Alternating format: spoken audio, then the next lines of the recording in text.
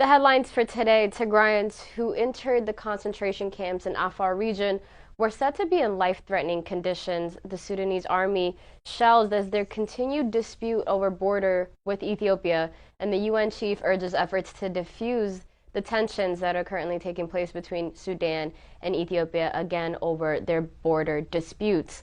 As we move on to our main updates today, Tigrayans who entered the concentration camps in Afar are said to be in life-threatening conditions, and according to the Voice of America, 3 politicians have asked the Ethiopian Human Rights Commission to monitor human rights within the country and the situations of Tigrayans specifically that were forced entry in concentration camps in the Afar region and ensure their human rights respected as well. VOA did not disclose the identity of these 3 politicians, and the Ethiopian Human Rights Commission, on its part, did disclose that the Tigrayans who entered the concentration camps in Samara, Afar, are in extreme conditions that might threaten their lives as well. The commission said it will be the outcome of its monitoring, making public the future, and called on pertinent bodies to address these issues urgently as well. Tigrayan diaspora throughout the world are protesting in more than 600 days of the atrocities against the people of Tigray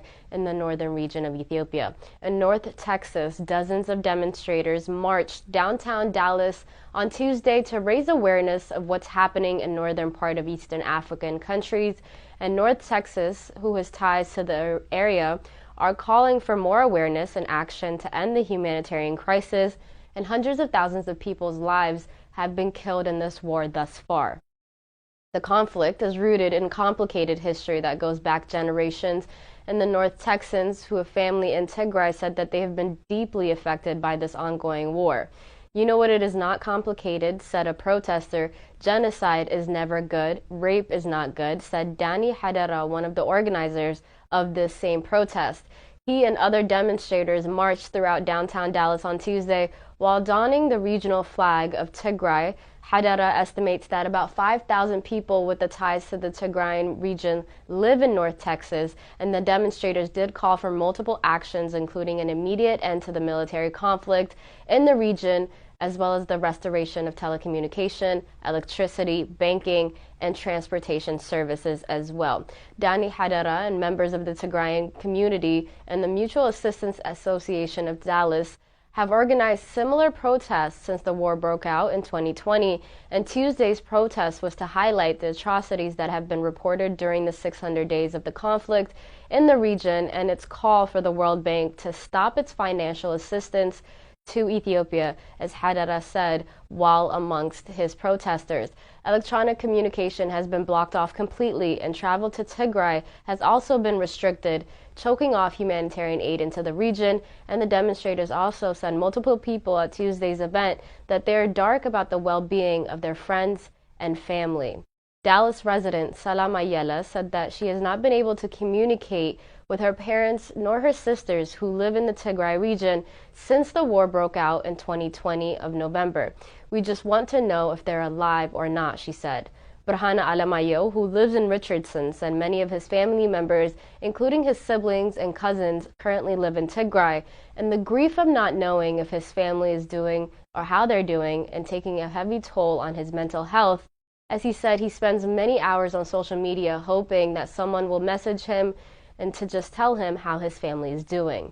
You don't enjoy going out because you feel guilty, you know what I mean, he said, and when I'm eating, I think about them not eating, and I feel even more guilty.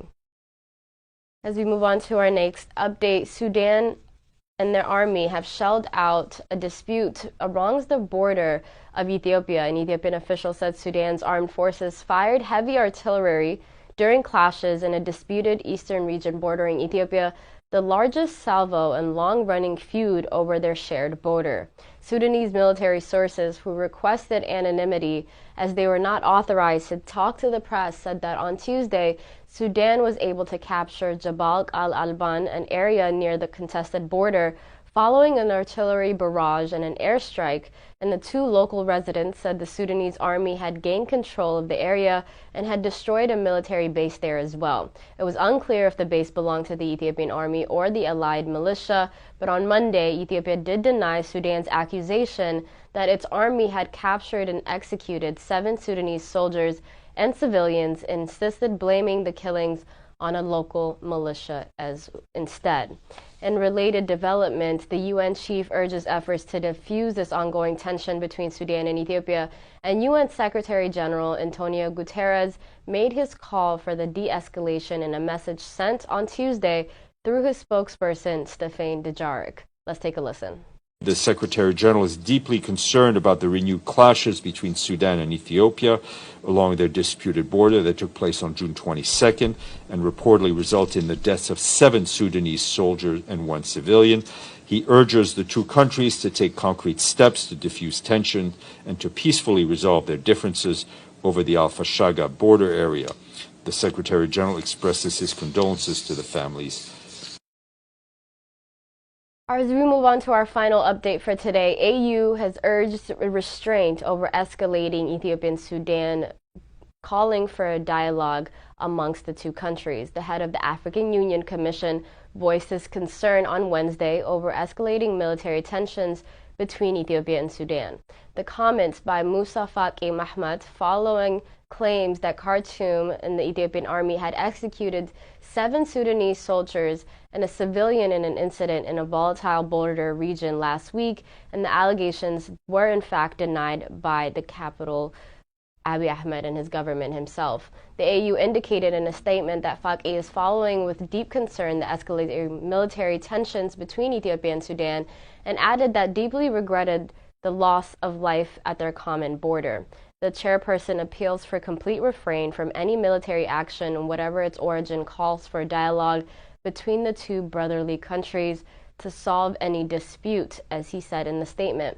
Sudan went straight to the UN Security Council with a complaint bypassing the continental origin of the African Union, and the move escalates the international standing of the dispute, which has become more volatile since the incident took place.